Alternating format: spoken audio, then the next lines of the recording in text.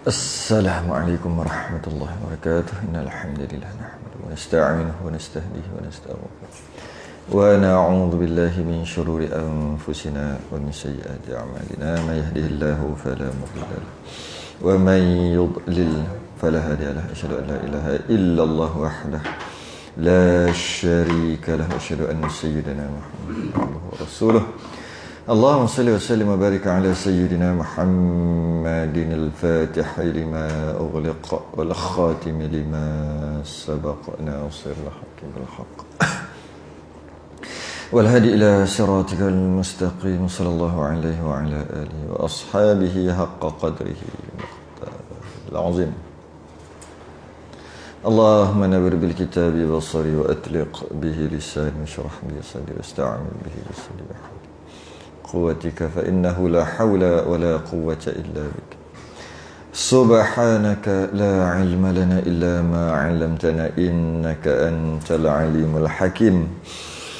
ولا حول ولا قوة إلا بالله العلي العظيم. أما بعد. Alhamdulillah, kita rafa'kan kesyukuran dapat kita sambung pengajian kita pada malam ni. Kitab Kifayatul Muhtadi, syarah kitab Sulam Mubtadi. Kita berhenti sambung muka surat 69, Rumi 90 ke apa? 80 berapa? 88, Jawi 69, Rumi 88. Kitab Kifayatul Muhtadi.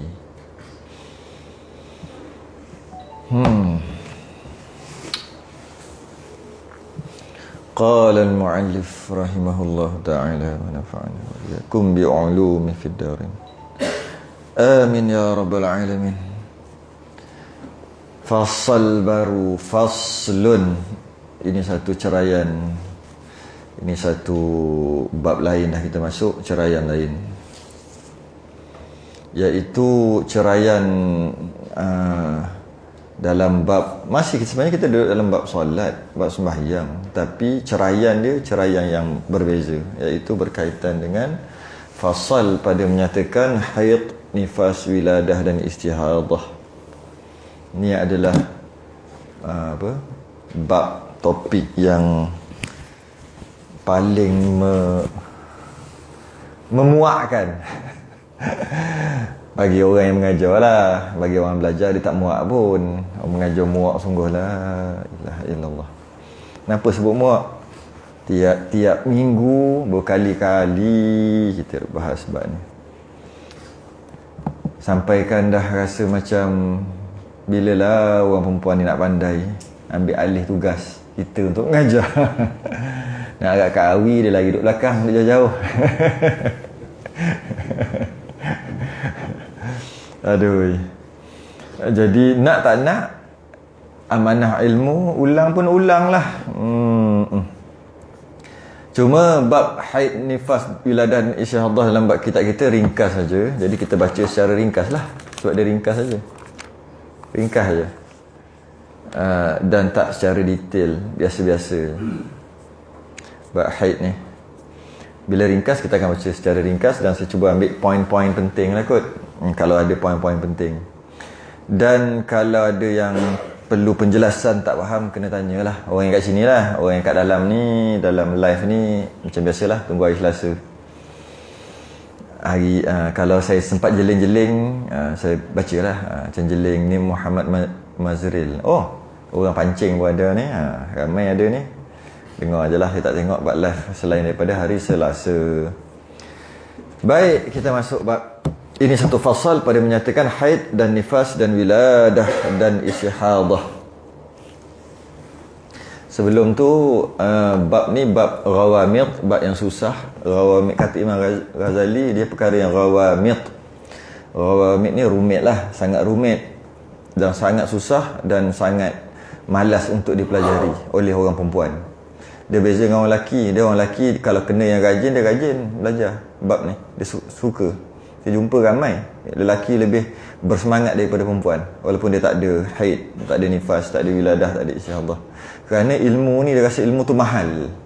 Sebab tu dia tu, sebab orang lelaki ni dia tak semestinya nak amal. Kadang-kadang dia kata, "Ui, mahal ni." Faham, ilmu tu mahal, payah nak cari ni. Maka dia itu yang dia sungguh-sungguh. Tapi orang perempuan, aku peduli apa dia? Aku ada tiap bulan. Ada, tapi dari segi hukum hakam, biasalah. Macam mana? Orang perempuan pun tak nak mengaji. Kadang-kadang mula-mula kelas tu 300 orang. Bila khatam 30 tak sampai. Khatam setelah 2 tahun lebih macam tu lah. Khatam 2 tahun lebih. Kalau buat daurah contohnya, bab daurah haid. Lepas tu, habis kenapa haid? Kenapa tak masuk nifas sekali, istihadah yang lebih dalam sikit? Kerana dia kata kita ada sehari je, pagi sampai tengah hari. Bukan sehari, separuh hari. Pergi sampai tengah hari. Nanti kita sambung lah. Lepas pada tu, bertahun tak sambung-sambung. Maknanya apa? Faham tak?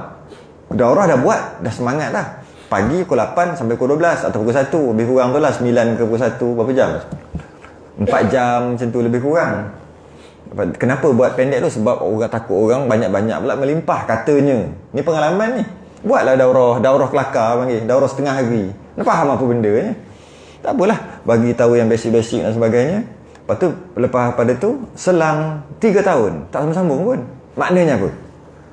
Tak heran pun. Kalau dia heran perkara ni, yang ni dah tahu sikit, banyaknya yang tak tahu lagi. Maknanya banyak lagi. Baru setengah hari. Maknanya kalau nak kena tambah lagi setengah hari berkali-kali. Bila nak buat lagi ustaz? Bila free? Sepatutnya macam tu setelah 2-3 bulan. Ni tak. 2-3 tahun. Senyap. Maknanya apa? Tak heran. Tapi masalahnya, sehari dalam mesej yang terima, kurang-kurang pukul 10 bab haid. Geram je. Masa mengaji tak mengaji. Masa ajar kitab tak mau belajar. Tapi tanya soalan-soalan yang kita perlu fikir dan kita perlu jawab menghadap telefon tu untuk type dalam apa? Setengah jam untuk type satu. Kau ingat aku tak ada kerja lain ke? Tapi tak jawab, macam mana dia? Kesian. Inilah orang perempuan.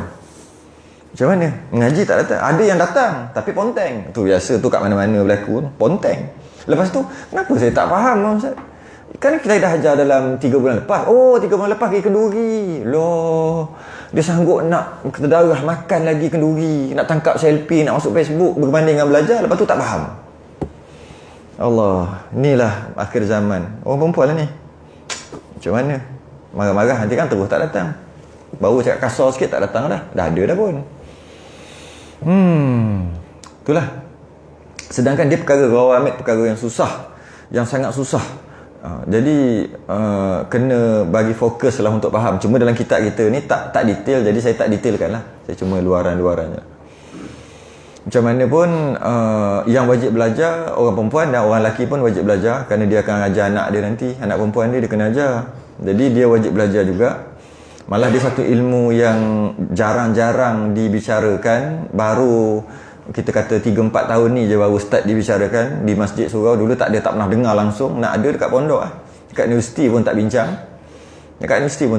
Cuma di sekolah-sekolah tertentu, sekolah-sekolah kerajaan negeri yang saya tahu, macam Johor, memang dia ada belajar. Johor, masa pergi Melaka hari tu, Melaka pun ada ke tengok. Pergi Melaka hari tu, bila saya buat daurah di Melaka, bila buat yang tu, tanya, pernah dengar tak? Pernah. Belajar kat mana? Kat sekolah. Terkejut. Ramai lah masa tu. Tanya, sekolah mana korang ni? Sekolah kerajaan negeri. Ada. Yang tadinya Johor, Melaka, saya tak ingat. Sekali kot. Memang dia ajar. Memang ada silibus ni. Terbaik. Tapi, sistem pendidikan negara kita dengan maksud yang persekutuan ni, tak ada.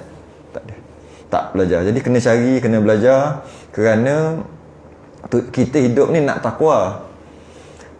Antara ciri-ciri takwa, nak dapat takwa tu, antara ciri-cirinya kena tingkatkan ilmu, tingkatkan iman, tingkatkan amal, baru dapat takwa. Gabungan iman yang teguh, ilmu yang dalam, amal yang kuat, baru dapat takwa.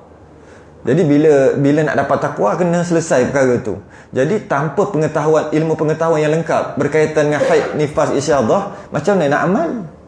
Nak beramal tu, amal tu jadi ganggu. Jadi boleh kita kata tanpa pendidikan bab haid, nifas, istiadah yang sempurna, maka tak boleh dapat takwa. Kasar bunyi. Kasar lah bunyi tu. Tanpa faham bab ni, tak payah mimpi nak takwa. Sebenarnya tak macam tu. Ayat dia kena iman yang teguh, ilmu yang dalam, amal yang kuat. Masalahnya ilmu yang dalam apa tak kerti. Satu dah tak dapat. Amal nak amal macam ni tak kerti. Main amal aja. Jadi macam mana nak dapat iman yang teguh? Tak dapat. Kena sebab takwa gabungan di antara iman yang teguh, ilmu yang dalam dan amal yang kuat. Jadi amal tak dapat ataupun salah beramal, ilmu tak dalam bab ni, maka iman tak teguh. Jadi tak boleh dapat takwa. Tak boleh dapat takwa. Tak payah duduk berlakon mulut, duduk cakap pasal agama, cakap perempuan lah cerita ni. Walaupun kat depan ni lelaki, tapi kira perempuan lah, sama tu. Sebab apa? Bini ada, isteri sama lah, sama je. Jadi bila macam tu, tak payah nak duduk cover lain lah dengan apa, luaran tu. Luar nampak cantik tu. Cantik tu dengan maksud cantik dari segi agama. Tapi sebenarnya tak mengaji pun, malah tak mau mengaji. Ada satu masjid tu di Selangor, dia kata kami tak mengaji bab haid. Siap cakap. Soalnya dia panggil untuk mengajar situ sebulan 2 kali. Jadi bila kata bab apa kita nak mengaji ni, bab akidah ke bab haikah, bab haid ke, sebab kuliah muslimat sebulan 2 kali, cantik lah kalau bab haid. Oh, kami tak nak mengaji lah bab haid. Yang ni perempuan. Akhir sekali kalau macam tu saya minta maaf lah, saya pun tak boleh nak ajar. Takkan ustaz tak kerti kitab apa Imam Nawawi, apa hadis apa 40. Bukan masalah kerti tak kerti, saya rasa tak sesuai saya mengajar kat sini. Sebab saya mengajar bab-bab ni, beritahulah bab tauhid, kita boleh mengajar kitab yang ni untuk pegangan. Kalau macam tu kami tak mau belajar bab haid. Tak nak belajar. Sebulat suara. Ada dalam 40-50 orang kot kuliah muslimat. Sebulat suara. Seorang pun tak kata, apa sebab pula kita nak belajar? Tak ada. Tak ada membantah. Apa dah jadi? Ada, lepas tu dia kata kenapa? Sebenarnya nazir kami, tak tahu ya ke tidak, nak cari ustazah perempuan dalam bab tu. Selang 4 tahun. Tak ada juga. Macam mana boleh tahu? Selang 4 tahun jumpa yang salah seorang daripada ramai-ramai tadi di masjid lain. Ustaz kenal saya tak? Macamlah kita kenal je. Ustaz kenal saya? Biasalah. Kenal saya tak? Ya kot, kenal aku. Macam biasa tengok biasalah jawab je lah macam tu. Saya lah yang kat masjid tu. Oh, lepas sekarang ni dah pandai ke bab haid dah ustazah? Tak, daripada hari tu tadi tak ada ustazah. Tak jumpa. Ambil lah. Dah buat macam mana? Itulah. Jadi nak tak nak kena mengaji. Habis sikit ngepek. Tak adalah. Itu baiklah tu. Malam-malam penat dah ni. Kalau siang, kalau pagi lagi kasar. Tu yang ramai orang lari tu. Orang lari kadang-kadang kena stepek-stepek atas muka dia lari. Perempuan tambah-tambah yang ni, geng-geng kayangan ni memang tak boleh dengar, panas telinga. Macam mana? Itulah dia. Itulah hakikatnya. Kita masuk. Kata pengarang, wajib atas suaminya. Suami semua kena dah. Tak sempat apa-apa dah kena dah. Macam mana? Wajib atas suaminya. Jika perempuan itu ada baginya suami. Wajib apa? Sabar dulu. Atau salah satu daripada ibu, dan jika tertinggi. Maksudnya tertinggi tu ibu, nenek atau tertinggi tu yang perempuan, ibu, nenek, lepas nenek moyang yang perempuan, dan terus perempuan tu masuk tertinggi. Dan bapanya, ibu bapa lah, dan bapanya, dan jika tertinggi sekalipun sama juga, tertinggi tu masuk bapa, datuk. Kenapa kira macam tu? Jika tak ada ibu, nenek dia lah yang bertanggungjawab. Tak ada nenek, moyang perempuan. Cuma tak ada lah, memang dah mati dah kot waktu tu. Cuma dari segi hukum, dari segi tanggungjawab macam tu lah. Sama tak, kalau bapak dah tak ada, tanggungjawab siapa? Datuk untuk ajar cucu perempuan ni. Okay. Dan jika tertinggi sekalipun, dan bapanya, dan jika tertinggi sekalipun, tu maksud tertinggi. Bahawa apa ni? Apa yang suami, ibu, bapa, 3. Suami, ibu, bapa. Suami, ibu, bapa. Jadi jika ada suami, ibu bapa lepas. Jika tak ada suami, ibu bapa tanggungjawab. Jika ibu bapa tak ada, mati ke apa ke tak ada ke, ataupun dia tak duduk dengan ibu bapa dia, maka nenek. Nenek, datuk. Itulah, atas lah. Sampai naik atas. Okay? Buat apa ni mereka ni? Tanggungjawab 3 orang ni apa ni? Mengajarkan oleh suami itu akan isterinya. Suami yang wajib ajar isteri. Ajar apa? Nanti dulu kita dah tahu bab haid nifas insya-Allah, tapi pengarang tak bagi tahu lagi. Ajar isteri, settle. Dan mengajar 2 ibu bapa akan anaknya. Kalau tak ada suami. Tak ada suami mestilah ibu bapa. Okey. Dan jika terturun sekalipun, maksudnya tadilah terbalik daripada tadi. Terturun maksudnya anak, cucu, cicit, macam tu lah seterusnya. Jika maknya tak ada, sepatutnya ayah ajar anak, lepas tu sekali tiba-tiba anak tu dapat anak dapat anak, mana cucu dia, anak tu mati. Jadi ayah datuk ajar cucu, tu maksud terturun tu ke bawah, cucu, cicit, cuek-cuek semua bawah tu. Jika terturun sekalipun akan ni nak kena ajar apa? Akan hukum haid dan nifas dan wiladah dan istihadah, seperti barang yang akan disebutkan oleh musannif nanti kat bawah ni. Soalannya, pernah dengar tak ayah ajar anak perempuan sebelum ni? Tak ada. Maknanya sekarang ni, dan wajib atas suami. Suami tu tak apa, biar dulu ayah dulu, sebab sebelum dia jadi suami, sebelum dia jadi isteri orang, sebelum dia ada suami, dia mesti ada mak bapak dulu. Jadi kita cerita mak bapak dulu lah.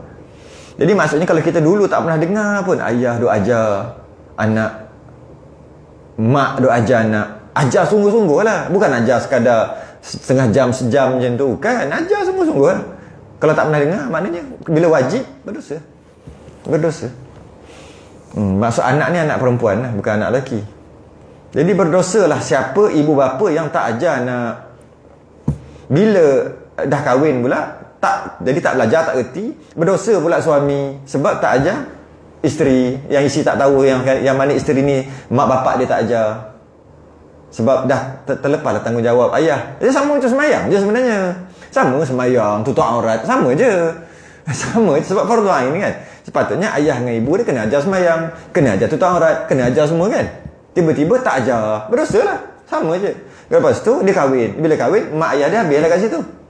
Sebab dah terputus lah. Aku dah diserahkan kepada suami tu, ke menantu dia tu. Jadi suami dia pula wajiblah ajar isteri dia. Tiba-tiba tak ajar aurat, tak ajar, kan berdosa suami kan. Sama je sebenarnya. Dan wajib ajar haid, nifas, wiladah, istihadah. Dan wajib pula atas segala yang tersebut itu, yang tadi ajar, dan wajib pula diulang balik atas segala yang tersebut itu. Siapa tersebut tadi tu? Yang tiga-tiga orang tu lah, suami ke, mak ke, ayah ke, mengajar isterinya dan anak-anaknya akan makna haid dan makna nifas dan wiladah dan makna istihadah. Apa maksud makna? Tadi kan dah sebut, supaya dapat ia mengenalkan dia dan melakukan hukum tiap-tiap satu itu atasnya. Tadi cuma cerita ini haid, istihadah. Yang ni maknanya maksud lebih lagi. Kalau macam ni haid, macam ni istihadah, macam ni. Tu maksud makna tu lah, dalam lagi. Wajib ajar satu-satu supaya nanti bila jadi dekat dia boleh buat hukum tu lah. Hukum haid, hukum nifas, hukum istihadah. Sama semayang. Wajib ajar anak supaya bila dia semayang nanti dia terkentut, dia tak sambung semayang. Anak umur katalah umur 12 tahun, wajib ajar. Umur 10 tahun, wajib ajar dia semayang. Nanti bila dia tak ada wuduk, dia ambil wuduk baru semayang. Sama kan? Dan bila dia semayang terkentut, dia kena batal, dia dah batal, dia kena ambil wuduk, dia baru dia semayang balik. Sama. Apabila auratnya terselak ketika semayang, dia semayang balik. Apabila dia nak keluar, dia tutup aurat dia. Sama. Ketika nak main lelaki perempuan, bila dia dah tu umur dah 10 tahun ke atas, tak boleh main lelaki perempuan. Semua tu mak ayah yang ajar. Sama. Macam tu juga, sebab bila berlaku perkara tu, dia tahulah boleh buat ataupun tak boleh buat. Sebab mak ayah dia ajar. Sama juga. Bila berlaku perkara tu, haid, nifas mungkin lambat lagi. Haid, istihadah, dia boleh tahulah, oh ni haid, haram semayang. Ni istihadah, wajib semayang. Sama je sebenarnya. Cuma kita je tak letak ianya sebagai hukum yang wajib. Kita ni tak letak. Kita tak anggap benda tu wajib. Kita tak anggap benda tu macam puasa, ajar anak puasa.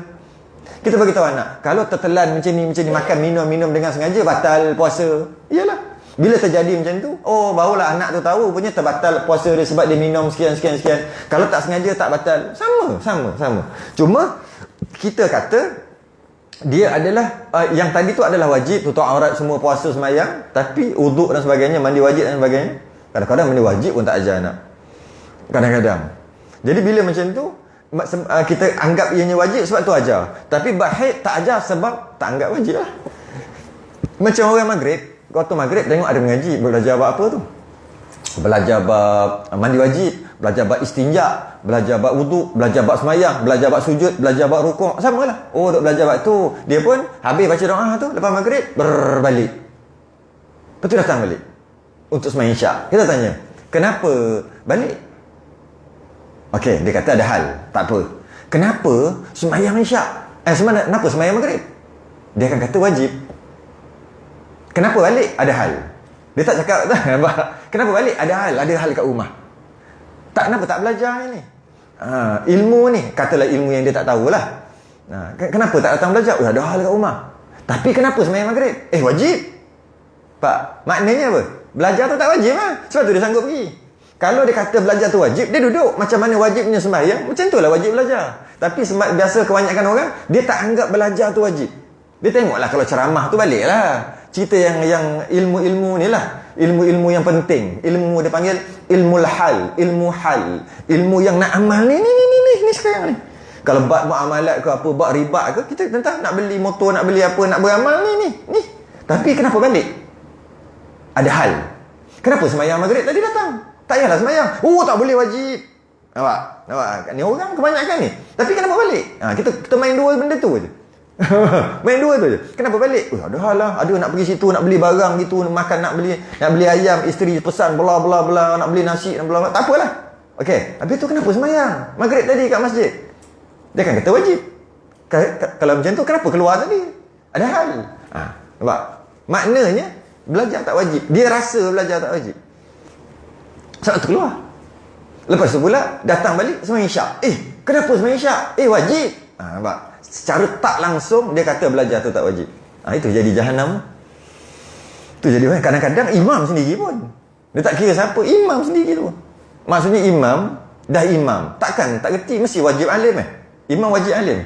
Wajib akal ke wajib adat ke apa ni? Imam mestilah alim. Janganlah. Jadi sebab apa imam tak ada kat situ? Kenapa balik ke duduk dalam pejabat ke? Tapi kalau duduk dalam pejabat dengar tak apa. Kenapa tak ada di situ, di majlis itu?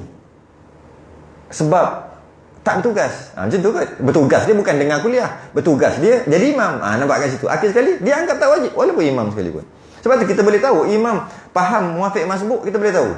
Pada rakaat ketiga, rakaat keempat, jika dia tak tunggu pun makmum, sentiasa makmum nak kena kejar dia, dah tahu imam cepat kena laju-laju sikit, memang tak reti muafiq masbuk. Imam tadi, kalau dia tahu benda tu penting menyebabkan makmum boleh batal, menyusahkan, nak fikir muafiq ke masbuk ke nak ganti, tension, dia akan bagi masa relax. Maksudnya dia akan bunyi yang kat belakang tu sepi, baru dia Allahu Akbar walaupun dia dah habis baca. Sebab dia tahu kalau tidak huru-hara kat belakang tu.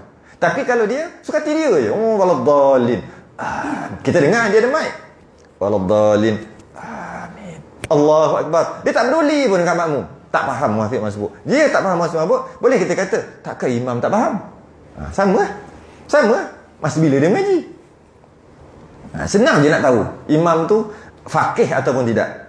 Dari segi sembahyang berjemaah, senang je. Tengok rakaat ketiga, rakaat keempat. Kalau dia tak peduli kat makmum dia main rukuk je bila dia habis baca, yang lama-lama kita terpaksa kadang-kadang sambung ayat supaya sempat kejar. Bimbang kita nak tentukan muafiq masbuk tu payah kan? Cukup ke tak? 20 cukup saat ke tak cukup saat ke? Susah. Kita akan lajukan sikit supaya kita senang hati. Maknanya imam tu tak layak sebenarnya jadi imam. Sebab dia tak faqih dalam masalah sembahyang. Bukan suruh faqih dalam masalah lain. Bukan suruh faqih dalam masalah ni tak. Masalah sembahyang je. Dia pun tak faqih dalam masalah sembahyang sendiri. Berterabur dah jadi macam tu. Senang je. Kenapa jadi macam tu? Sebab ketika mengaji, ketika waktu maghrib, dia tak ada. Dia gimana? Mana tahu? Tapi ada imam yang belajar tapi dia duduk kat dalam jambat dia dengar. Itu okey. Sebab dia sambil-sambil tu ke ada kerja nak buat sambil-sambil dengar, itu okey. Yang ni yang hilang terus. Time sembahyang je ada. Itu yang kita boleh jadi macam-macam. Itulah samalah keadaannya apabila dia kata Hanifah ni macam tak wajib je. Malah orang perempuan sendiri sekalipun.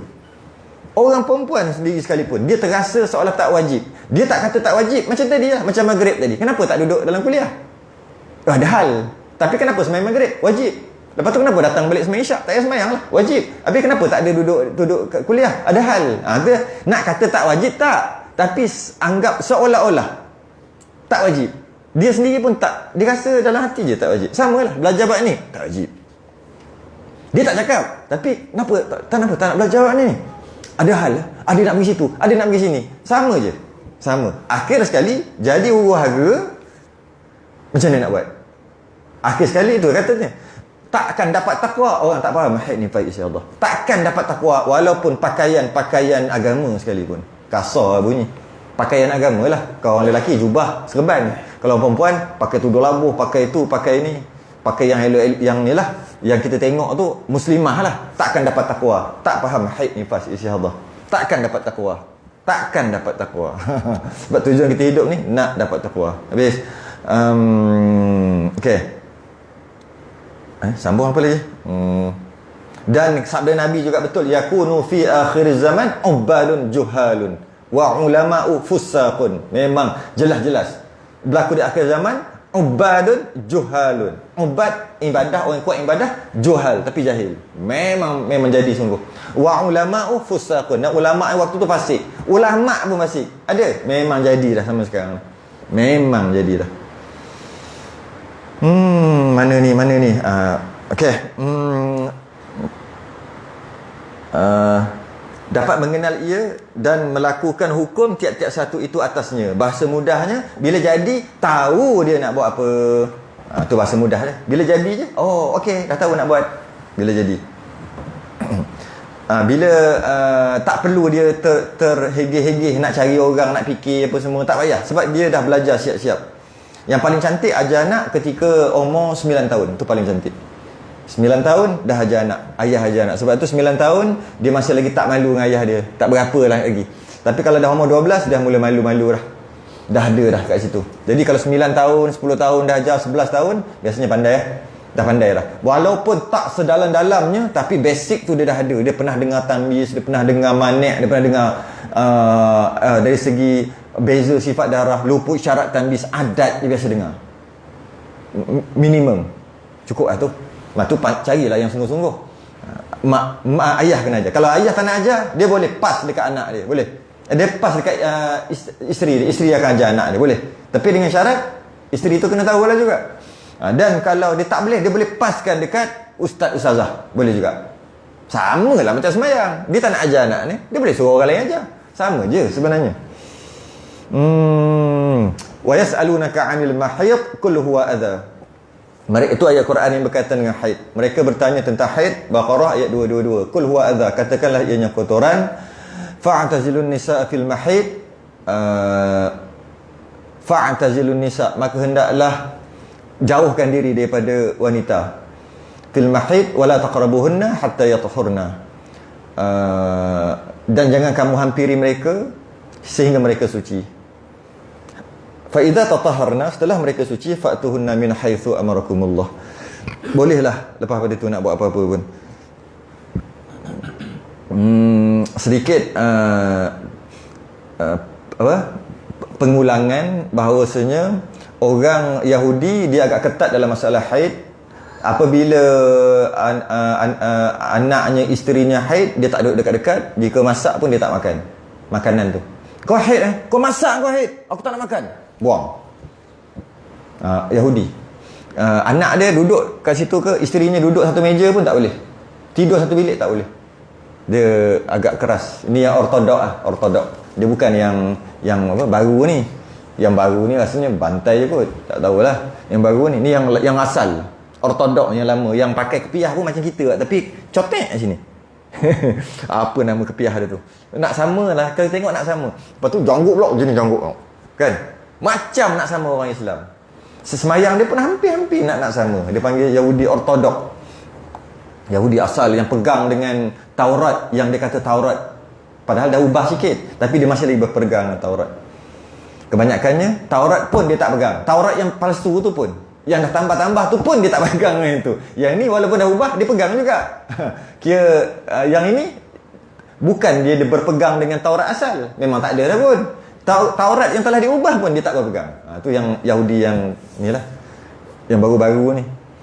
Orang Yahudi dia sangat ketat berkaitan dengan haid. Dia akan reject anak isteri yang haid. Apa-apa tak boleh dekat langsung. Malah bercakap pun kalau benda penting-penting je.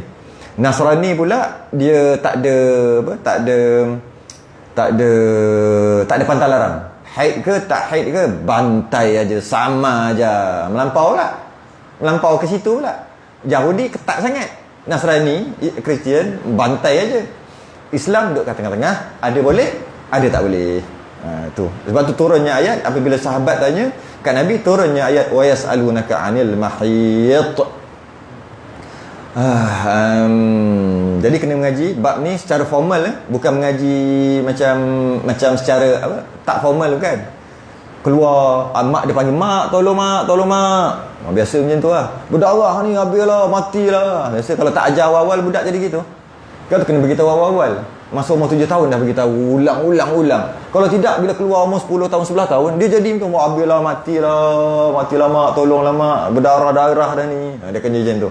Jadi bila dia macam tu, mak dia pun ajar, yang itu ambil ni, pakai dia, cara dia macam ni. Habis tu tak boleh sembahyang. Kalau ada keluar tak boleh sembahyang. Tunggu berhenti, nanti lepas berhenti kena mandi, lepas tu sembahyang. Tu je. Biasanya ajar sekat tu je. Habis. Oh boy, senang je. Tak payah bawa kitab lah. Kitab apa setakat gaji ngajar. Tapi macam tu habis kat situ lah. Lain kali, kenapa tak sembahyang? Cuti. Sembahyang cuti. Macam tu aje. Kadang kalau lebih sikit dia ajar. Tapi kena tunggulah 24 jam. Kalau lebih sehari semalam, baru dia haid. Kalau tidak, kena qada sembahyang tu. Lepas tu pula, jangan lebih 15 hari. Kalau lebih yang 15 hari tu, bukan haid dah, istihadah. Stop kat situ. Satu hal lagi tu. Situ pun ada juga, ajar kat situ je. Tu lebih sikit. Itu pun menyebabkan jadi salah faham. Sedangkan, kena mengaji secara formal. Secara ada kitab, ada sandaran.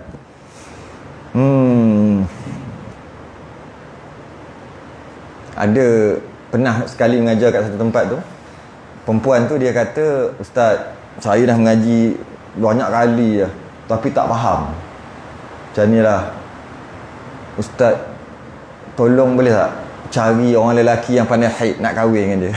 Malah nak belajar, nak bagi tahu tak nak belajar, tapi dia dah cuba dah 12-an dah cuba belajar, tapi tak faham. Susah nak faham. Mana nak faham ponteng. Saya tahulah, kita mengajar dia tahulah. Ada ponteng, ada tak ada. 2-3 kali ada, lepas tu tak ada, lepas tu tak ada. Tak faham. Jadi macam ni lah. Kalau tak faham, cara yang paling selamat sekali untuk elakkan dia berdosa, dia kena kahwin dengan suami yang suaminya pandai. Jadi apa-apa boleh tanya suami, dia suruh kita cari untuk dia. Patutnya dia lah belajar. Ini tidak. Cari suami yang pandai buat haid. Saya kata lelaki yang tahu buat haid ni dah pupus. Spesies yang jarang-jarang ditemui dah. Mana nak cari kata. Tak ada, kalau ada dah jadi rebutan lah kata. Tak ada, tak nak kena mengaji. Kena. Mujur dia tak offer kita. Kalau tidak lain jadi. Dia nak cakap. Aduh. Habis. Maka bermula masuk kita. Kita luaran je. Kalau nak yang dalam, kena tanya. Dalam baru saya masuk. Kalau tidak, saya tak. Luaran aja. Ni kita luar je, tak masuk dalam. Nak masuk dalam, kuliah muslimat, kitab Sabilul Mu'tadin. Masa tu baru masuk dalam. Ni di luar-luar sahaja. Maka bermula erti haid itu darah yang keluar. Darah yang keluar daripada pihak atas tempat peranakan perempuan. Okey, kat situ dulu. Bermula haid, erti haid. Haid adalah darah. Pertama dia darah, dia bukan cecair yang macam lendai-lendai, bukan. Dia adalah darah, tu yang pertama. Secara automatik akan datang dia masuk lagi. Bila sebut darah, dia ada 5 color. Sebab darah dia ada 5 color. Hitam, merah, coklat, setengah kitab dia tulis kuning keemasan. Tapi setengah kitab kata coklat, yang nombor 3. Lepas tu kuning, lepas tu keruh, 5 warna. Jadi bila sebut erti haid itu darah yang keluar. Bila sebut darah, kalau kita tukar ayat, haid adalah warna hitam yang keluar. Darah lah tu, warna hitam yang keluar, maka dia adalah haid. Boleh kita kata warna merah yang keluar, boleh kita kata warna coklat yang keluar, boleh kita kata warna kuning yang keluar, boleh kita kata warna keruh yang keluar. Keruh ni warna tanah. Masuk keruh tu warna tanah. Qudrah. Ambil tanah, ambil kain putih, ambil tanah macam tu, gosok dengan tangan tanah, ambil kain putih, letak, perang. Tu warna tu. Warna tanah. Jadi lepas dah faham macam ni, tak adalah soal. Tak ada soalannya ni. Saya keluar ustaz, tapi keluar-keluar warna sekadar ada warna stain dia panggil. Bahasa dia orang panggil stain. Macam kotor-kotor aje. Tak adalah soalan. Sebab apa? Dah beritahu darah tu ada 5. Jadi tak payahlah nak tanya. Hei ke tak? Dia tak keluar mengalir. Dia cuma sekadar macam ada je, macam kotor je. Stain dia panggil. Kotor-kotor. Warna tanah macam tu aje. Tak payah tanya. Sebab darah ada 5. Darah tu ada 5. 5 color, 5 warna. Okey. Pihak atas tempat peranakan perempuan. Pihak atas tempat peranakan perempuan. Tempat peranakan tu dia bahagian atas tu dia keluar. Kalau istiadah dia keluar belah bawah. Ya.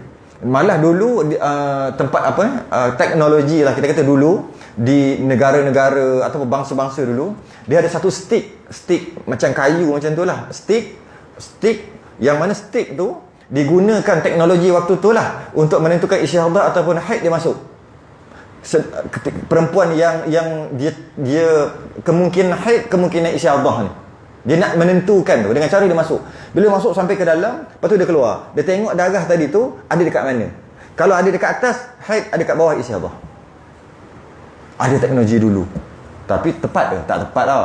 Cuma tu lah nak beritahu ada teknologi. Sebab tu dia keluar ikut atas peranakan. Ini sekadar ilmu, kita tak wajib cek. Memang tak boleh cek kecuali kena buat pembedahan.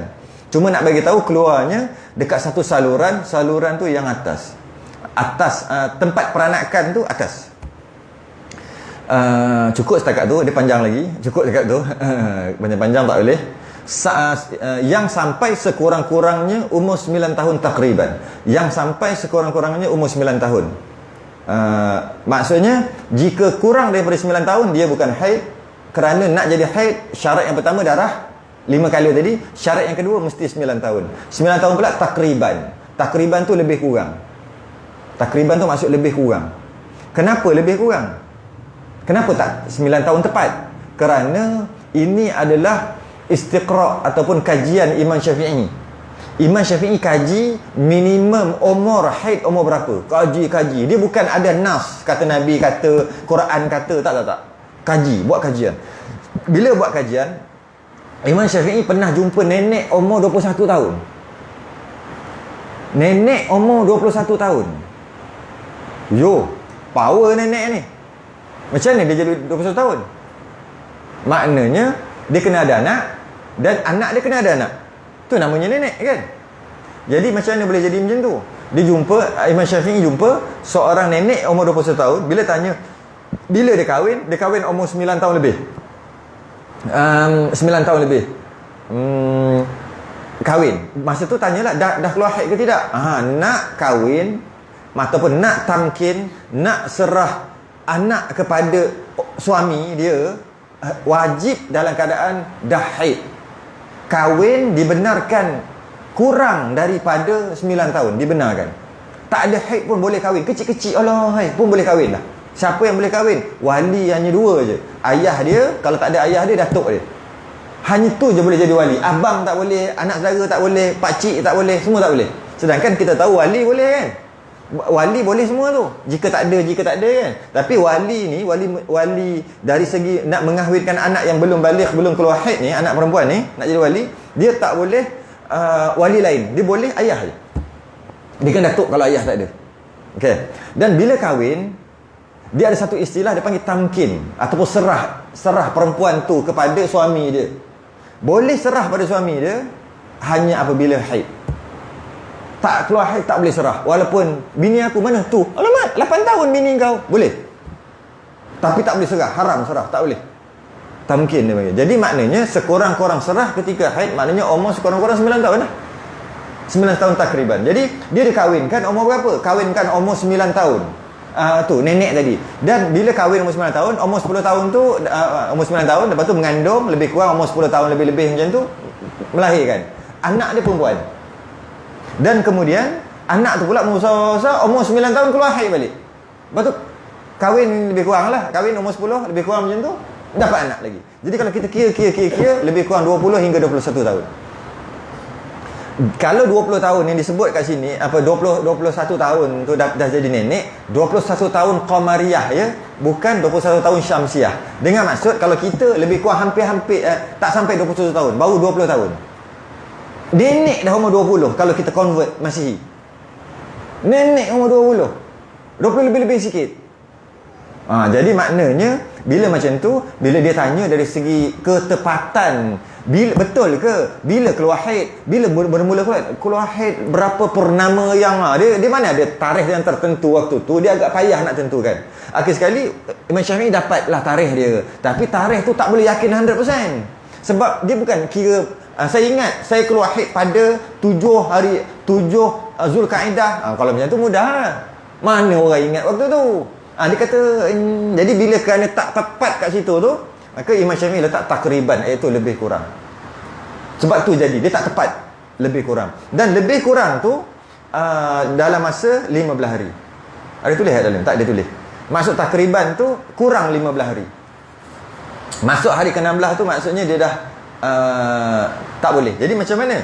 Dia lagi 15 hari nak cukup 9 tahun Qamariyah. Qamariyah ya, bukan Syamsiah. Kalau kita convertkan dalam Syamsiah, 8 tahun 8 bulan 21 hari. Kalau kita convert 8 tahun 8 bulan 21 hari. Tapi kalau Qamariyah 9 tahun lah. Sebab kan dia ada beza 20 30 20 30 tu kan. Beza kita Ogos 31. Tapi bulan Islam mana ada 31? Dia ada 29 30 29 30 29 30. Tahun ni, tahun masih ni 30 31. Jadi dia tahu lompat tak lompat apa semua campur-campur, dia ada dalam 11 hari lebih kurang setahun beza. Kira lebih kurang lah ceritanya 8 tahun 8 bulan 21 hari jika kira ikut Syamsiah. Tapi kalau ikut Qamariyah dia 9 tahun tepat. Dan bila dia lagi 15 hari nak 9 tahun Qamariyah, 15 hari lagi nak 9 tahun Qamariyah, keluar darah. Dia tak cukup 9 tahun lagi. Itu adalah darah haid kerana lebih kurang. Cuma lebih kurang tu 15 hari je. Boleh. Okey. Sikit je, cukup sikit-sikit je, dia tak boleh banyak. Atau lebih. Maksudnya 9 tahun ke atas. Jadi bila perempuan keluar darah, keluar pula pada umurnya 9 tahun Qamariyah, okey? Atau lebih, atau 10 11 12 atau lebih, yang adalah darah itu bukannya darah penyakit. Yang ni bukannya darah penyakit ni kita terpaksa abaikan dulu sebab tak masuk pun cerita apa. Abaikan je lah. Yelah, kalau darah haid ni mestilah bukan darah penyakit. Penyakit ni maksud istiadah. Bukan. Jadi kita boleh abaikan je lah buat penyakit tu. Sebab bila haid dia bukan darah penyakit. Dan bukannya darah wiladah pun kita boleh abaikan sebab tak masuk lagi wiladah. Wiladah ni darah yang keluar lepas melahirkan. Cerita apa melahirkan, kita sedang cerita haid kali pertama keluar. Okey. Dan warnanya ada kat sini. Dan warnanya pada ketika kuatnya warnanya nyedarah lah. Pada ketika kuatnya ketika kuat darah tadi tu hitam. Warna maknanya hitam tu kuat. Okey. Dan rasanya perempuan tu akan rasa panas. Ini sifat-sifat haid. Tapi tak semestinya. Ini sekadar nak pengetahuan am aja. Bukan mesti. Haid mesti hitam, haid mesti panas. Tidak. Ada orang perempuan faham salah faham macam tu. Sehingga dia faham macam tu. Haid mestilah rasa panas. Ini sejuk aja, bukan haid. Tidak. Dia silap faham. Itu kebiasaan. Haid mestilah warna hitam. Ini warna merah jambu. Warna cair. Ada merah jambu termasuk warna haid. Warna merah jambu cair-cair je. Ataupun ini warna kuning. Ini bukan warna haid, warna kuning. Dia silap faham. Yang disebut kat sini kuatnya hitam tu maksudnya biasanya bila keluar darah ketika kuat tu warna hitam, biasanya sekadar pengetahuan am, tak jadi hukum pun. Okey. Dan panas pun biasanya ada yang digigil keluar haid. Tak panas langsung, biasanya panas. Serta menyakiti dan sakit tu kita panggil senggugut termasuk sakit, ataupun sakit maksud dia punya emosi tu agak ni sikit. Sebab tu antara tempat yang tidak dikira derhaka pada suami apabila mengangkat suara lebih tinggi daripada suara suami tu, derhaka dia panggil. Dosa tu. Isteri angkat suara dekat suami tanpa sebab. Angkat suara lebih pada suami tanpa sebab. Kalau ada sebab tak apa. Contohnya ada ular, bang ular, awak nusyus. Tak, cerita pasal ular tak apa. Ini sekadar. Dia ni cakap angkat suara lebih pada suami dia. Dosa tu. Tapi antara keadaan ataupun masam muka. Dosa dengan suami masam muka. Ataupun buat muka jeling. Macam mana saya nak buat tak reti. Yang tu kot. Muka yang tu. Panjang yang dia pun. Betul tak? Tentu kena tak? Saya tak rasa tak boleh tengok dia macam ni muka. Macam jeling tu kan. Dosa tu. Okey. Antara yang tak berdosa atau dikecualikan ketika haid, tak berdosa. Bukan suruh jeling. Oh cantiklah aku haid, aku lama nak jeling laki aku. Tak, itu dosa juga. Ataupun dia memang nak marah dia sabar, tunggu haid je siap kau. Lepas haid dia ditengking laki dia. Oh tu tak boleh, tu dosa. Maksudnya dia dalam keadaan haid, dalam keadaan panas dan sakit, serabut perut. Boleh tak? Serabut perut. Iya, orang haid ni dia serabut perut. Jadi serabut. Tambah-tambah ada anak kecil. Allah, anak bising lagi, nak makan, nak serabut. Suami datang, dia ternaikkan suara. Tak berdosa. Dia tak berdosa. Sebab dia ketika haid itu, dikecualikan. Bukan sengaja lah, dikecualikan. Dia tak dikira nusyuz, tak kira berdosa.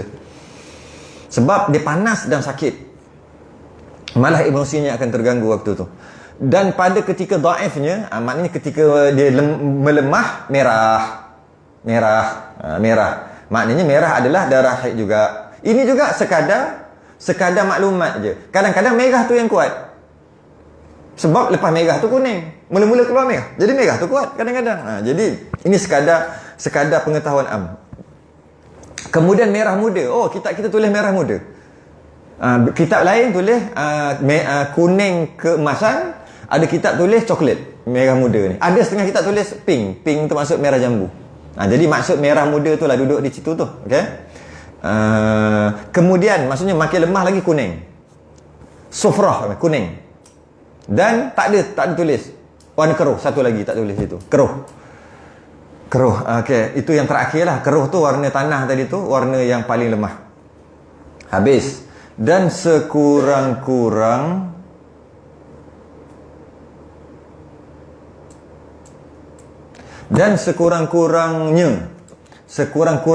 maksud sekurang-kurangnya haid berapa dari segi jangka masa, sekurang-kurang masa keluarnya, sehari semalam. Masa keluar tu sehari semalam paling kurang, iaitu 24 jam. Samalah sehari semalam dengan 24 jam, tapi yang lebih tepat adalah 24 jam, bukan sehari semalam. Sebab sehari semalam dia mudah untuk salah faham. Yang paling cantik, paling tepat adalah 24 jam tu lah. Tu sekurang-kurang haid 24 jam. Dan sebanyak-banyaknya 15 hari. Maksimum 15 hari. Dan ditambah lagi 15 malam. Tapi yang paling tepat adalah 360 jam. Itu paling tepat. Tak percaya kali 24 kali 15. Saya dah kira banyak kali Memang jadi 360. Itu paling tepat. Sebenarnya sama je. Kalau nak kira lagi tepat, kira dalam minit. Berapa puluh ribu minit kali 60 lagi. Kali 60 lagi kan. Nak kira saat, kali lagi 60. Tak adalah. Sampai cukup lah sekadar jam 15 hari, 15 malam. Okey. Dan jikalau tiada berturut-turut keluarnya sekalipun. Dia bukan berturut-turut. Tak berturut-turut. Maksudnya on off. Ada tak ada. Kalau ada tak ada ni, kita ambil 24 jam tu lah. 24 jam, iaitu contohnya dia hari ni 5 hari.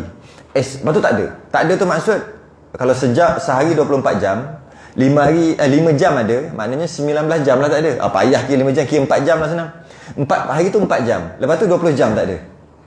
Tak ada lah. Esok tu 4 jam lagi. Sebab apa saya sebut 4 jam? Nak bagi mudah kira je. Kadang-kadang 7 jam, 8 jam kan payah nak kira, kena ada whiteboard pula. Jadi nak kira mudah, kita ambil 4 jam. Hari ni 4 jam. Maknanya 20 jam tak ada lepas tu.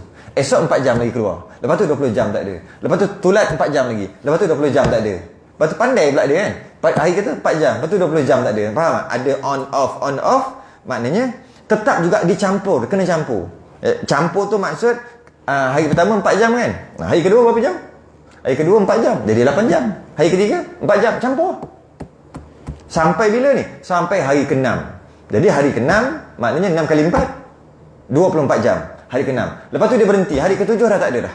Darah terus berhenti. Maka haidnya adalah 6 hari. Haidnya adalah 6 hari. kerana cukup 24 jam. Kerana 24 jam tu tak semesti terus, tak semesti. Kadang-kadang 24 jam tu dia terus, iaitu keluar straight pukul 3 petang, esok sampai pukul 3 petang. 24 jam lah. Settle lah. Haid lah tu. Kadang-kadang tak jadi macam tu. Dia on off. Ada tak ada, ada tak ada, ada tak ada, ada tak ada. Tetap juga kena kira dalam bentuk jam. Sehinggalah cukup 24 jam. Bila cukup 24 jam, haidnya adalah semua. Semua. Termasuk hari-hari yang kering. Istilah dalam kitab dipanggil naqaq. Termasuk hari-hari yang kering, yang 20 jam tu adalah haid juga. Jadi bahasa lain kita kata 4 jam ada darah, lepas tu 20 jam tak ada. 4 jam ada, 20 jam ada. 4 jam ada, 20 jam tak ada. Sehingga 6 hari, maka haidnya adalah 6 hari. 4 jam yang ada darah adalah haid, 20 jam yang tak ada darah pun haid juga. Ataupun kita bahasa lain dihukum haid. Boleh juga kata macam tu. Itu luar-luar je tu, tak masuk langsung tu. Basic sangat dah tu. 24 jam dan jikalau tiada berturut-turut keluarnya, itu maksud berturut-turut tu maksud yang on off tadi tu sekalipun. Dan ghalibnya, ni kebiasaan, ini kembali kepada pengetahuan am, tak jadi hukum pun, tak nak faham pun tak apa ini. Ghalibnya maksud kebiasaan, haid keluar ni, masa keluarnya 5 atau 6 atau 7 hari. 5, 6, 7. Sebab kebanyakan perempuan dia duduk 5, 6, 7 lah biasanya. Tapi sekadar bagi tahu aja, tak semestinya 5, 6, 7. Dan yang meninggal lagi daripada bulan itu ghalib sucinya. Dan maksudnya kalau 5 hari haid, 25 hari suci. Kalau 6 hari haid, 24. Dia panggil 6, 24. Kalau 7 hari, 23. Kalau 10 hari, 20. Apa benda ni? Cerita pasal suci dengan haid bagi orang yang tak pernah dengar. Jadi apa? 3, 27. Apa? Haidnya 3 hari, 27 suci. Biasa macam tu lah, sebulan sekali. Ada juga kadang-kadang 5 hari haid, tapi suci 20 aja. Ada juga. Dia panggil 5-20. Tu kitaran dia. 5-20. Daur dia, kitaran dia, cycle dia. 5-20. Tapi kebiasaannya tak. Kebiasaannya 6-24. 7-23. 5-25. Itu biasa. 25 tu suci lah. Lepas tu datang balik 5, 25, 5, 25, 5, 25. Tu maksud dia. Ghalibnya tu, ghalib kebiasaan. Biasa. Tapi tak jadi hukum pun. Sekadar beritahu je. Tak jadi hukum pun. Maka dinamakan darah itu haid. Okay. Dan kadang-kadang dia boleh jadi sebulan tu 2 kali pun boleh jadi. Sebulan, haid tu sebulan 2 kali boleh. Boleh jadi juga. Iaitu dia datang haidnya sehari je, 24 jam, lepas tu berhenti. Lepas tu dia suci katalah 20 hari. Katalah satu bulan Januari keluar darah penuh 24 jam, maka haid lah. Lepas tu 2 Januari tak ada darah sampai 20 Januari, 21 Januari keluar darah balik. Itu adalah haid kitaran yang seterusnya. Boleh lah, sebulan 2 kali. Walaupun kita kata datang bulan, dengan maksud tiap-tiap bulan datang sekali, tapi tak mustahil datang 2 kali. Tak mustahil. Dengan syarat-syarat, cukup syarat-syarat dia. Jadi kalau orang perempuan biasa, dia tak puati tu. Dia kata baru datang bulan ni. Bulan Januari dah datang 1 hari bulan hari tu. Tiba-tiba keluar 21. Kalau yang lagi keluar 17. Maknanya 1 hari ada 15 hari suci. Jadi 16 hari dah. 17 hari bulan keluar. Takkanlah haid balik. Sebab baru 1 hari bulan keluar. Dia kata macam tu. Masih lagi bulan 1. Salah faham semua tu. Tak mengaji macam tu. Tu semua luaran-luaran je kita baca tu. Maka dinamakan darah itu haid, dan jika daripada yang bunting sekalipun. Bunting tu maksud mengandung. Orang dulu panggil bunting lah. Orang sekarang panggil kasar cakap bunting. Kasar, tak kasar pun. Bunting tu bahasa lama, iaitu walaupun mengandung sekalipun. Dalam mengandung, ketika mengandung boleh jadi haid pada mazhab Syafi'i. Pada mazhab yang lain, mazhab Hanafi, tak boleh jadi haid. Dengan maksud ketika mengandung tak mungkin haid. Ketika mengandung tak mungkin ada haid. Itu mazhab lain. Mazhab Syafi'i ketika mengandung boleh ada haid jika cukup syarat-syarat. Dan dia tak tulis satu di sini. Di sini yang ditinggal syarat yang agak penting ke tak baca lah. Iaitu suci 15 hari. Dia beritahu kat sini syarat yang paling penting. Tak ada bagi tahu. Jadi kena dobek lah. Iaitu sekurang-kurang haid 24 jam, sebanyak-banyak haid 15 hari, Suci di antara dua haid 15 hari. Itu tak ada dalam kitab. Suci. Macam mana maksud suci di antara dua haid? Katalah dia keluar 7 hari. 7 hari keluar haid. Okay. Lepas keluar 7 hari, betul berhenti. Berhenti sehari, 2 hari, berhenti sampai 10 hari berhenti. Tak ada 10 hari darah. Tak ada 10 hari. 7 hari ada, lepas tu berhenti. Tak ada. Lepas tu keluar balik. Darah apa yang keluar balik? Dah keluar pula, katalah 24 jam. Katalah cukup sehari semalam. Cukup syarat yang sehari semalam tu cukup. 7 hari ada, 10 hari tak ada darah, kering. Lepas tu ada balik. Jadi nak kata darah tadi tu haid dah boleh sebab cukup 24 jam. Boleh. Tapi dia ada satu syarat lagi. Syarat yang kedua, jangan lebih 15 hari. Memang 24 jam mana lebih 15 hari. Dua syarat dah sempurna. Tapi ada satu syarat lagi, iaitu hendaklah yang 7 hari tu haid lah. Yang suci 10 tu 10 lah kan. Keluar balik tu. Jadi syarat yang ketiga yang penting adalah di antara haid yang pertama dengan haid yang kedua, mesti suci tu 15 hari. Sedangkan suci tadi dia baru 10, bukan haid istiadah. Itulah sikit pun luaran-luaran itu tak masuk langsung tu. Okey, dan jika bunting dan jika mengandung sekalipun, orang Melayu kata bunting pelanduk. Pernah dengar? Bunting harimau? Tak pernah dengar. Bunting kerbau. Ada bunting kerbau? First time dengar ni kalau bunting kerbau. Ada dengar? Kalau katalah tengah mengandung tu keluar darah. Lepas tu orang tu kata, oh bunting kerbau, bunting kubah tu. Macam gitu. Okey tak? Ada lama. Ha? Lama. Mengandung tu lama. Extension of time. Oh, itu cerita mengandung lama.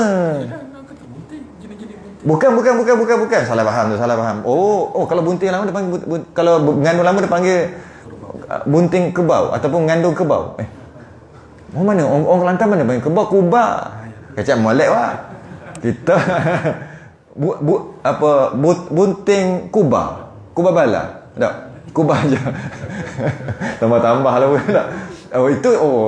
Itu kalau mengandung lama. Kalau mengandung lama. Kita bukan bahas sebab tu lah. Kita cerita pasal tengah mengandung keluar darah. Apakah istilah orang Melayu panggil? Itu yang orang Melayu dia panggil, yang paling terkenal adalah bunting pelanduk. Itu paling terkenal. Bunting pelanduk tu. Jangan risaulah, bunting pelanduk. Orang tua dulu cakap. Dan antara juga ada yang cakap bunting harimau. Dan ada juga istilah yang orang tua cakap cuci muka. Cuci muka. Bunting pelanduk, dia cakap sekadar istilah, iaitu mengandung keluar darah. Kalau zaman sekarang orang panggil apa? Bleeding. Orang putih lah sekarang ni dah kena jajah kita kan dengan British. Bleeding. Bleeding Lepas tu apa? Period. Menstrual. Beci aku nak sebut. Post macam-macam, pre-post lah apalah. Tapi tak ada masalah dari segi istilah. Tapi orang dulu tak, dia panggil bunting pelanduk. Antara sebab dia panggil bunting pelanduk, sebabnya orang dulu sebagai motivasi bagi mak dia tu. Waktu tu lah motivasi bagi maknya, bagi yang mengandung tu, supaya bila disebut pelanduk ni pertama susah nak dapat pelanduk ni. Jadi bila kata bunting pelanduk, anak aku ni rare. Itu satu. Mak dia faham macam tu. Sesuai lah waktu tu. Sekarang tak sesuai. Sekarang guna istilah tu tak sesuai. Dia fikir, bila nak kena pergi doktor, bila anak aku makan tahi lah, terbelit tali pusat lah, anak kecil lah. Tu sekarang. Dulu tak ada anak kecil, anak makan tahi, tak ada istilah tu. Jadi bila mengandung, dia akan jadi takut. Ibu ni akan jadi takut. Sudah biar macam mana lah. Bila sebut bunting pelanduk, maka dia akan, pelanduk ni rare, jarang-jarang. Anak aku hebat macam pelanduk, jarang-jarang. Yang kedua, pelanduk ni lincah. Maknanya anak aku terlalu lincah dalam perut, sebab tu ada menyebabkan darah tu keluar. Lincah tu maksud sihat. Jadi lega tak mak? Lega mak, anak aku sihat sebab keluar darah. Tu motivasi orang dulu punya motivasi. Orang sekarang punya motivasi macam mana? Berdarah tu bahaya tu, anak kandungan lemah tu. Dia down dengan lagi mak dia. Dia down dengan kandungan lemah tu, nanti boleh gugur tu. Oi, tak boleh tu, kena pergi, tak boleh bergerak. Dia dah lah, orang tu dah menggigil lah. Lagi menggigil lah. Tu motivasi orang dulu lah, cara orang dulu. Kenapa bunting harimau? Sebab harimau tu Yang pertama, pelanduk tu memang ketika bunting keluar darah. Tu memang, sebab tu dia istilahkan tu. Memang keluar darah. Orang dulu. Dan antara dia panggil bunting harimau. Kerana sebagai motivasi, kuatnya harimau tu, anak tu kuat. Jangan risau, anak kau selamat. Macam harimau, bunting harimau. Dan ibu harimau yang sedang mengandung pun keluar haid juga, keluar darah juga. Hebat tak orang dulu? Harimau pun dia tahu ada haid. Kita harimau pun dia tahu ada haid. Kalau dia nak pergi noreh getah ke, nak pergi cari tongkat ali ke, kacip timah ke, nak cari dalam hutan, tengok-tengok atas daun ada darah, dia patah balik. Oh, tak boleh ni. Ada harimau bunting, garang dia lain macam sikit, patah balik. Sebab dia tengok dia ada dua benda. Satu, susu atas daun. Yang kedua, darah atas daun. Dia balik. Kalau susu atas daun, maksudnya harimau menyusu, harimau yang ada anak. Kalau ada darah, harimau sedang bunting. Yang mana harimau ni kadang-kadang dia terpaksa perah susu dia untuk bagi anak dia minum. Sebab anak dia tak boleh direct. Sebab lidah anak dia sangat kasar. Bila sisak banyak lama sakit. Jadi mula-mula tu okey lagi, lama-lama dia perah. Wallahualam dia perah macam mana. Tu tanya harimau lah. Cuma yang penting atas daun tu akan ada susu. Yang mana anak dia akan jilat tu susu tu nanti. Biasanya dah besar sikit lah. Bukan yang baby tu dah besar sikit. Masa baby tu taklah tajam sangat lidah dia. Bila besar, lidah menyebab hakis dekat puting mak harimau tadi terhakis, bulu-bulu dia jadi sakit, pedih. Jadi dia nak bagi anak dia lepas gian lah, lebih kurang macam tu, dia perah.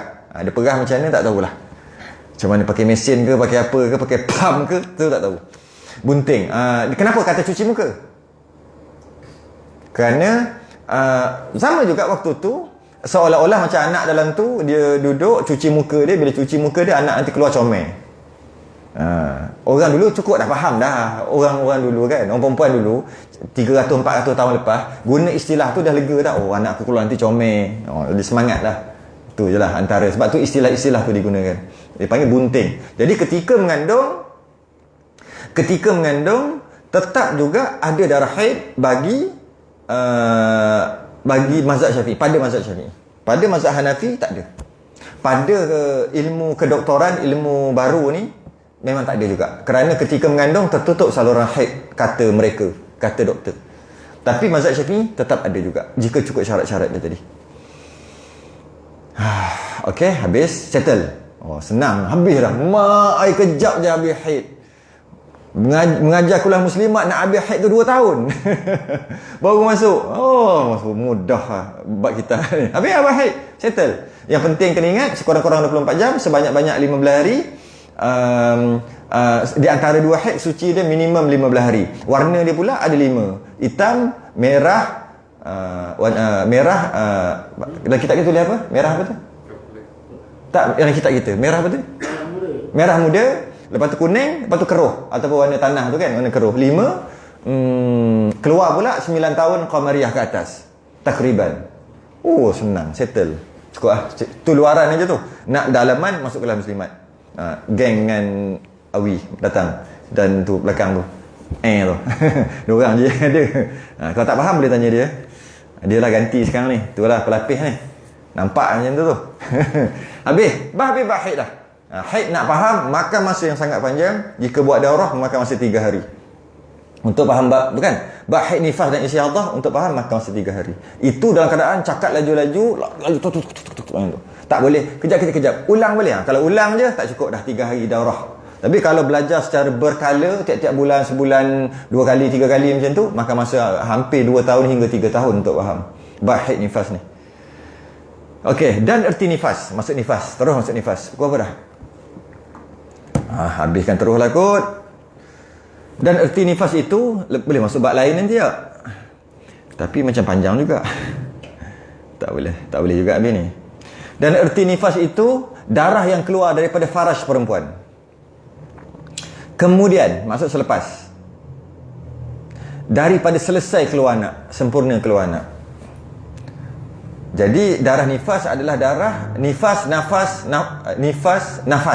Keluar nifas, keluar nafas. Sama tu.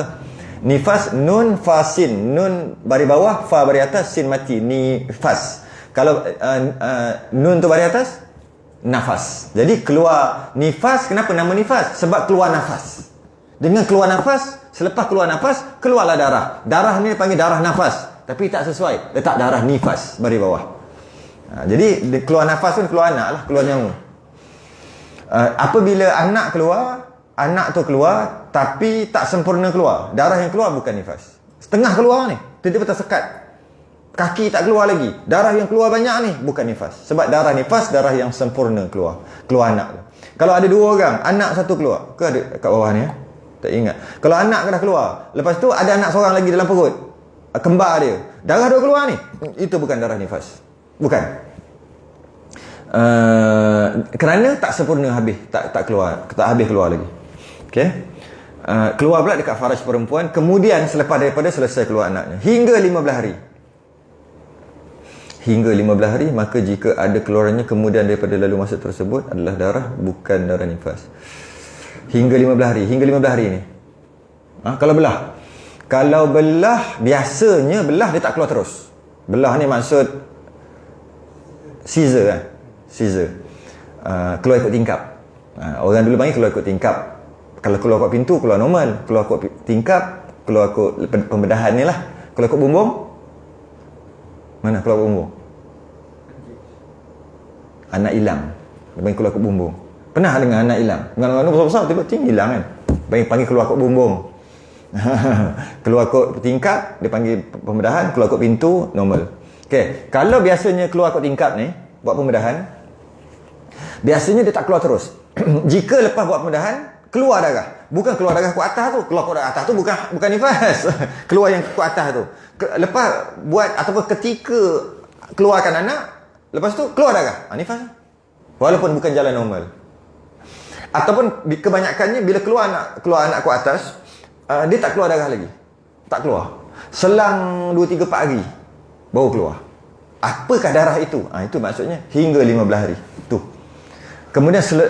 Kemudian daripada selesai keluar anaknya hingga 15 hari. Maksud hingga 15 hari tu macam ni. Keluar anak, tak keluar darah. Kita ambil normal dulu. Normal keluar anak tapi tak keluar darah. Jarang-jarang berlaku. Katalah jadi. Keluar anak tak ada darah. Air ketuban je ada, darah tak ada keluar. Okey, darah tak keluar, maka tak adalah, suci ada. Okey, sebab tak ada keluar darah, bukan nifas lah, tak ada darah. Okey, bila keluar lepas pada tu selang sejam keluar darah, nifas. Sebab apa? Sebab baru sejam lepas melahirkan. Okey, kita up perbahasan. Keluar anak normal, tak keluar darah, memang tak logik, tapi buat hukum. Selang sehari, esok tu baru keluar darah. Darah yang keluar tu adalah nifas kerana sehari baru. Itu maksud 15 hari tu. Kita up lagi. Beranak normal. Tak keluar darah. Kalau keluar darah nifas lah, tak keluar darah. Selang 10 hari baru keluar darah. Anak umur 10 hari baru keluar darah. Darah apa yang keluar tu? Nifas. Sebab tak sampai 15 hari tu hingga 15 hari tu. Okey. Lagi, ujung lagi. Keluar anak, lepas tu tak keluar darah. Hari ke-15 baru keluar darah, nifas. Sebab masih lagi dalam 15 hari, 360 jam, masih lagi. Okey. Keluar anak, tak keluar darah. Hari ke-16 baru keluar darah, bukan nifas dah. Iaitu darah itu adalah darah haid yang keluar tu kerana lepas beranak, melahirkan, hingga keluar tu ada suci 15 hari. Maka hari ke-16 keluar, darah yang keluar tu adalah darah haid. Dan kena kiralah darah haid buat kiraan haid. Jadi itu masuk 15 hari. Jadi kalau kata pembedahan, biasanya 3-4 hari baru keluar. Buat pembedahan, tak keluar anak, tak keluar darah, anak dah keluar, maka dia dipanggil suci, wajib mandi, nama mandi dia wiladah. Itu pun kita akan bahas sebab tu nanti. Kemudian dia kena semayang, kenapa lah? Sebab tak ada darah. Selang 3 hari keluar darah. Darah tu apa? Nifas. Sebab tu tak sampai 15 hari suci yang tadi tu. Okey. Maka jika ada keluarnya kemudian daripada lalu masa yang tersebut 15 hari tadi tu, adalah ia darah haid. Cakap awal-awal dah tadi, darah haid, kan? Bukannya darah nifas. Dan tiada bagi dia nifas, tak ada nifas lah. Habis, tak ada nifas lah. Okay? Dan jika keluar ia dahulu daripada lalu masa 15 hari, sebelum 15 hari keluar, macam kita bahas tadi, sebelum suci tu tak sampai 15 hari keluar, okay? Maka daripada waktu itu dimulakan segala hukum nifas. Itulah nifas. Okey. Yang lagi akan datang, akan cerita nanti.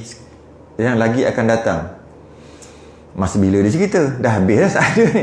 Tak apalah. Maksudnya waktu itu dimulakan segala hukum nifas yang lagi akan datang.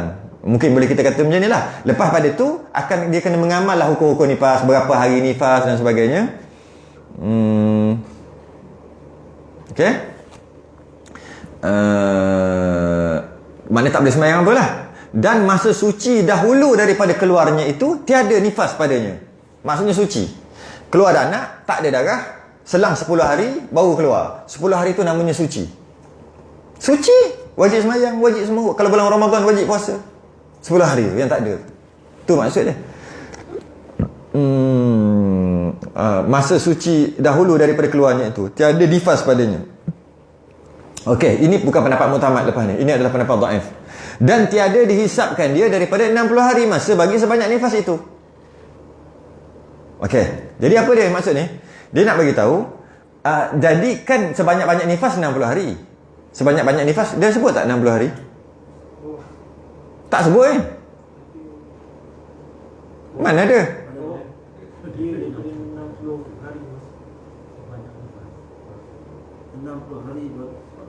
Mana? 60 hari? 60 hari sambung lah. Tak. Oh, dia baru bagi tahu kat situ. Sepatut bagi tahu awal-awal. Maksudnya maksimum nifas 60 hari. Sekurang-kurang nifas tak bagi tahu pun. Satu lahzah. 1 detik. 1 saat. Ada kat mana? Bawah lagi. Bawah lagi, tunggu dulu kan tu. Okey. Okey. Tiada nifas baginya dan tiada dihisapkan dia daripada 60 hari. Maksimum nifas 60 hari paling banyak. Dia kata, jika tak keluar darah, katalah 10 hari kita ambil contoh, baru keluar. Dia kata kat sini, tiada dihisapkan dia daripada 60 hari. Maksud jangan tolak 60 hari. Bermula sehari itu hari ke-11. Maknanya, daripada sejak melahirkan, nifas dia habis hari yang ke-70. Faham? Sepatutnya nifas maksimum 60 hari. Tiba-tiba melahir-lahir tak ada darah.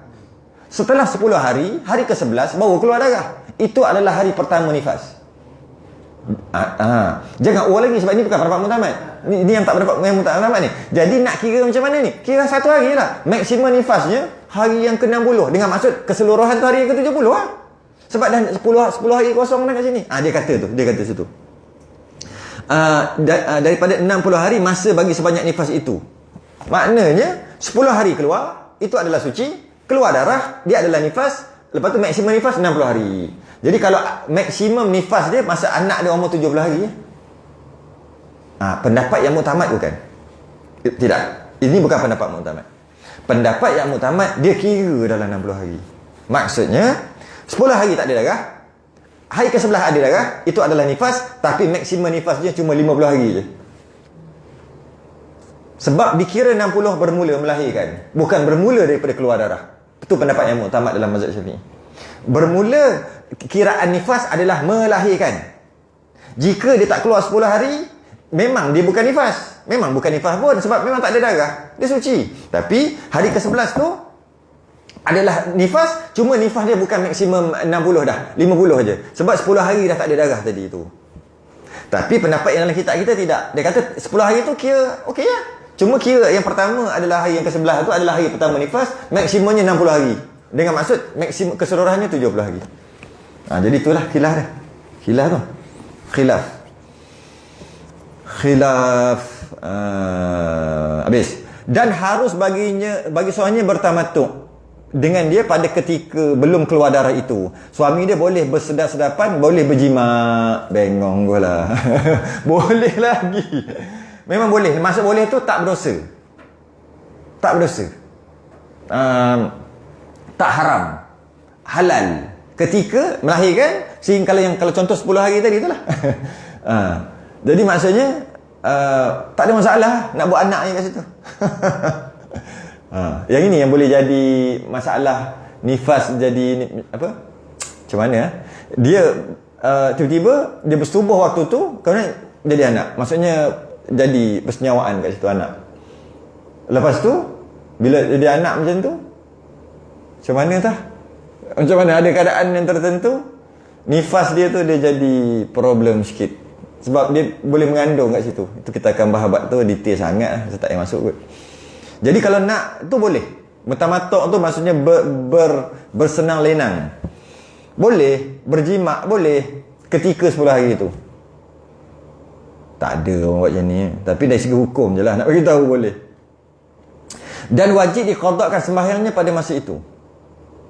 Kalau tak sembahyang. Tak sembahyang wajib qadak lah. Kalau tak sembahyang. Kalau sembahyang nak qadak apa? Habis. Oh, bawah tu. Maka sekurang-kurang nifas. Maka sekurang-kurangnya, nifas tu kadar 1 titik. 1 titik tu setitik lah. Bahasa yang paling mudah, janji ada. Yang namanya ada, tu cukup lah. Ada tak? Setitik ada. Bukan setitik, setengah titik pun boleh. Dah nama ada. Ataupun 1 lahzah. 1 lahzah ni 1 saat. 1 detik. Tek. Berhenti. Cukup lah tu. Nifas lah tu. Sedangkan haid paling kurang 24 jam. Nifas paling kurang janji ada. Kalau bahasa dulu dia panggil seperludah. Bahasa dulu. Tui. Tu lah. Dari segi masa pun macam tu, dari segi banyak pun macam tu. Seperludah kan. Tui. Kan ada tuk sikit jatuh kan. Banyak tu. Dan masanya seperludah juga. Dia panggil 1 lahzah. Dan sebanyak-banyak masa keluarnya 60 hari 60 malam. 1440 jam. Kali 24 kali 60. Dah kira dah. 1440 jam. Kalau kira jam tu yang tepat. Tu maksimum. Okey. Dan ghalibnya, ini saja masih. Bila ghalib je pengetahuan am. Tak tahu pun tak apa. Nak bagi tahu je. Ghalib kebiasaannya masa keluarnya 40 hari 40 malam. Atau 20. 40 lepas tu atau 20. Atau lebih kurang. Main tak payahlah nak cakap. Lebih kurang tu lah. Kejap 40, kejap 20. Lebih kurang tu lah. Maksudnya 23-40. 23-40 hari. Itu biasa. Itu biasa. Maka sekaliannya diketahui dia dengan istiqra'. Sama istiqra' tu kajian Imam Syafi'i. Istiqra'. Semua tu tahu dengan kajian Imam Syafi'i je. Bukannya dalam Quran, dalam hadis ada. Tak ada. Ada pun tak lengkap. Ada pun ada sekadar je. Jadi nak kena buat kajian. Jadi Imam Syafi'i pun buat kajian. Sebanyak-banyaknya 60. Sekurang-kurang 1 lahzah. Kebiasaannya 20, 30, 40. 23, 40 hari malam. Itu tu. Jadi kalau nak pantang 40 hari ke, nak pantang 60 hari ke, nak pantang 100 hari ke, nak pantang 6 bulan ke, ada orang pantang 6 bulan. Ada. Nak pantang lama mana pun suka hatilah pantang. Tapi sembahyang bukan ikut pantang Sembahyang ikut darah berhenti. Bukan ikut pantang. Ini tidak pantang berapa? Pantang 60 hari. 60 hari tak sembahyang. 20 hari, hari ke-21 darah dah kering. Pantang. Dikata pantang. Jadi tak sembahyang. Sembahyang pantang, dia tu darah. Ada darah pantang sembahyang. Tak ada darah wajib sembahyang. Dia main pantang. Habis yang pantang 60 hari boleh? Boleh. Pantang 6 bulan pun boleh. Pantang apa? Pantang makan yang suka-suka hati tu lah. Pantang buat kerja berat, pantang keluar rumah. Tu boleh lah. Pantang tu setahun pun boleh. Suka hati nak pantang macam mana. Tapi pantang sembahyang tak boleh. Pantang sembahyang darah. Tak ada darah, tak ada pantang lah. Walaupun 3 hari berhenti. Itulah nifas. Wajib sembahyang. Habis pantang kan. Pantang makan, pantang lain, pantang laki nak dekat. Shhh, jauh-jauh. Tu pantang tu. Bukan pantang sekali dengan sembahyang, dengan puasa. Tidak. Tu pantang lah. Dari segi pantang lah. Orang kita kadang-kadang pantang tu dia ambil sekaligus. Dengan sembahyang-sembahyang dia pantang. Adapun darah yang keluar dahulu daripada keluar anak. Kita nak berhenti kat mana? Sekejap. Erti wiladah kot berhenti kat situ. Adapun darah yang keluar dahulu daripada keluar anak. Sebelum keluar anak keluar darah. Kan? Darah yang kita panggil, Melayu panggil darah tanda. Kan? Darah tanda, darah nak beranak tu. Dan yang berserta dengan anak itu, dan masa berserta tu ketika keluar anak, keluar darah sekali. Tiada dinamakan dia darah nifas. Nifas tu bukan. Sebab dia keluar sebelum keluar anak. Ataupun dia sedang keluar anak tu, darah keluar, belum keluar, habis keluar lagi. Sebab tu itu bukan nifas. Garanti bukan nifas. Kenapa dia sebut? Kerana pada mazhab Maliki, dia dah nifas dah. Ketika sakit tu, keluar tu dah nifas dah. Ketika keluar anak, keluar darah dah nifas. Anak keluar habis, nifas terus sambung. Itu mazhab Maliki. Sebab tu dia nak tolak pendapat tu. Dia mengatakan tak nama darah nifas selagi tak keluar anak. Sakit-sakit keluar darah tu bukan nifas. Anak keluar dan sekali dengan anak tu darah keluar, bukan nifas juga. Bila nifas? Habis keluar anak. Jadi darah apa yang keluar sebelum dan keluar sekali dengan anak ni? Hanya darah fasad juga. Istihadah lah tu. Darah tolak, darah fasad, darah istihadah sama je. Juga jika tiada berhubung dengan haid yang dahulunya. Ada kait tu. Jika dia tak berhubung haid dengan sebelumnya, berhubung dengan haid, macam mana pula ni? Kan tengah nak beranak ni. Kan dia sebut tadi, ketika mengandung boleh keluar haid. Dia keluar haid ketika mengandung, katalah 6 hari. Hari ke-7 sakit, keluar darah. Tak, hari ke-7 sakit keluar darah apa? Dia haid 6 hari.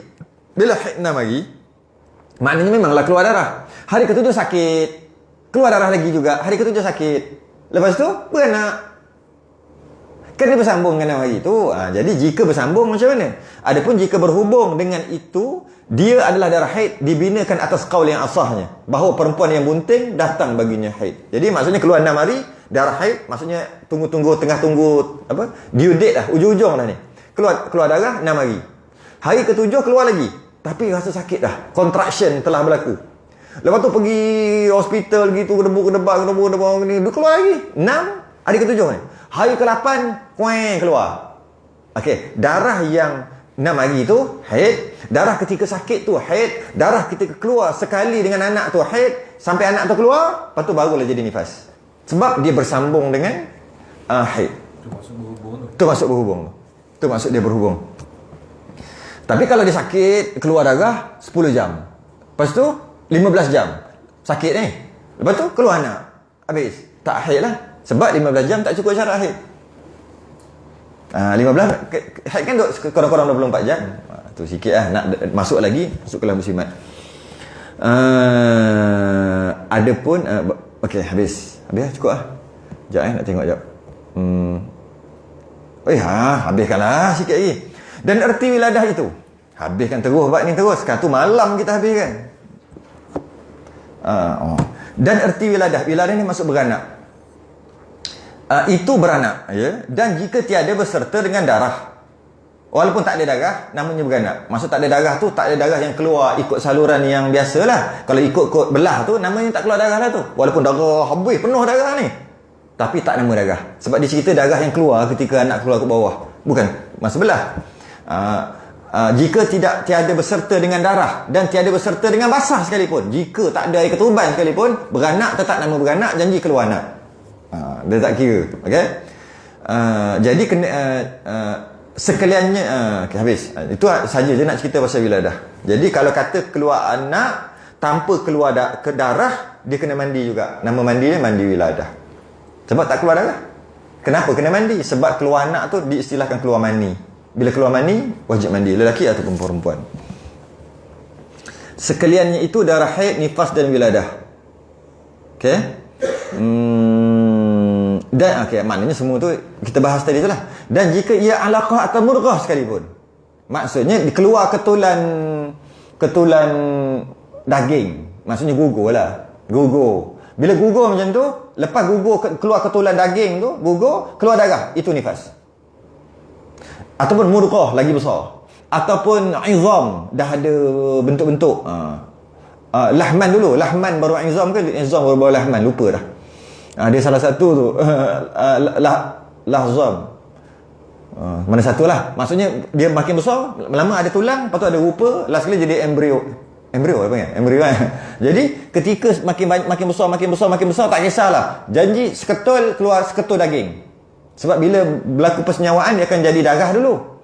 Selang 2 bulan kot, baru dia jadi daging. 2-3 bulan itu baru jadi daging.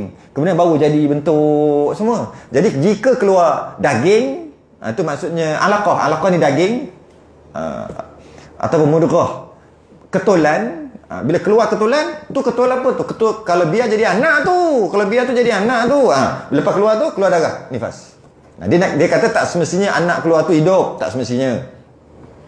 Anak keluar tu mati pun darah itu nifas juga. Dan mati pula bukan keluar orang mati. Mati yang jenis keluar ketulan tu kira mati lah tu.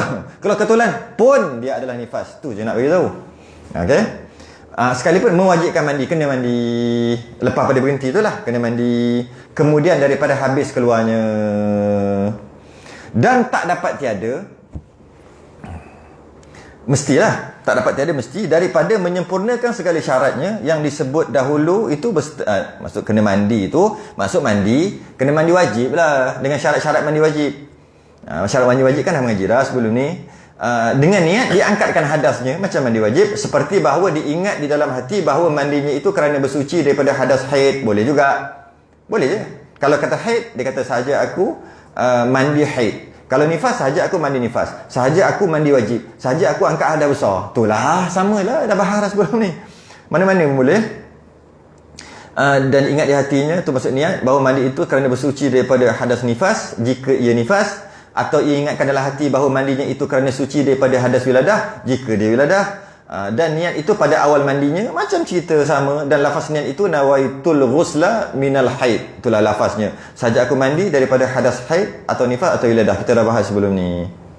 Dan ini akan datang, yalah, panjang ni.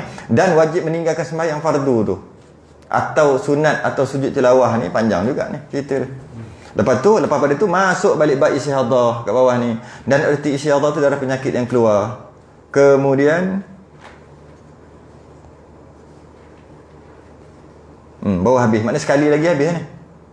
Sebab istihadah tu agak panjang juga sikit. Istihadah tu, dan erti istihadah. Jadi kita berhenti kat sini je lah, senang. Senang sikit. Dekat. Dan wajib meninggalkan sembahyang. Apabila ada haid, ada nifas, wajib tinggal sembahyang, puasa. Kat situ berhenti dulu. 2 kali je habis. Siapa nak lebih, masuk kelas muslimat. Tapi esok, lusa tak ada. Satu tak ada. Ada daurah haid juga. Daurah. Di tempat lain.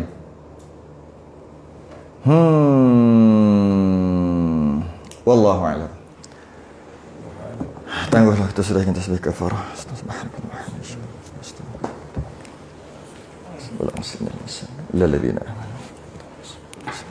Assalamualaikum warahmatullahi wabarakatuh.